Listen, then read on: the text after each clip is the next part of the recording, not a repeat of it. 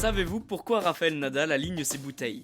Bienvenue dans Tu veux une médaille? Les réponses aux questions de sport que vous ne vous posez pas encore.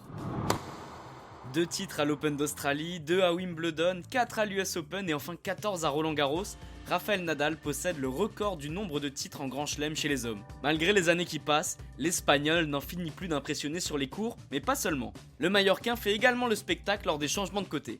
Assis sur sa chaise, ce dernier place minutieusement ses bouteilles avant le début de chaque jeu, de manière à ce qu'elles soient parfaitement alignées. Et même si cela peut prendre plusieurs secondes.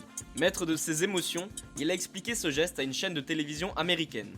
Pour lui, ce rituel lui permet de rester focalisé sur son match, que son esprit n'aille pas ailleurs. C'est sa manière à lui de se concentrer sur ce qu'il a à faire sur le court pour battre son adversaire. L'alignement avec précision des bouteilles n'est pas la seule routine de Rafael Nadal. Il en possède même plusieurs.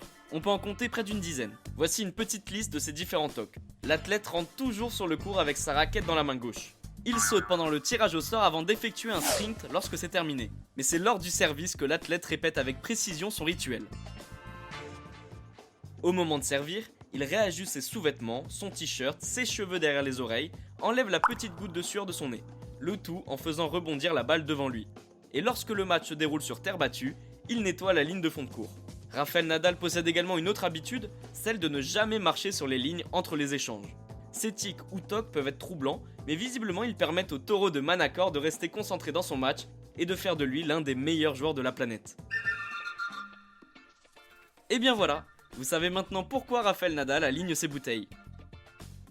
Vous pouvez écouter ce podcast et nous retrouver sur Castbox, Apple Podcast, Spotify, Deezer et toutes les autres plateformes. N'hésitez pas à partager, noter ou laisser en commentaire une question, j'essaierai d'y répondre dans un prochain épisode. Je vous retrouve rapidement pour une prochaine question de sport dans Tu veux une médaille, à très vite.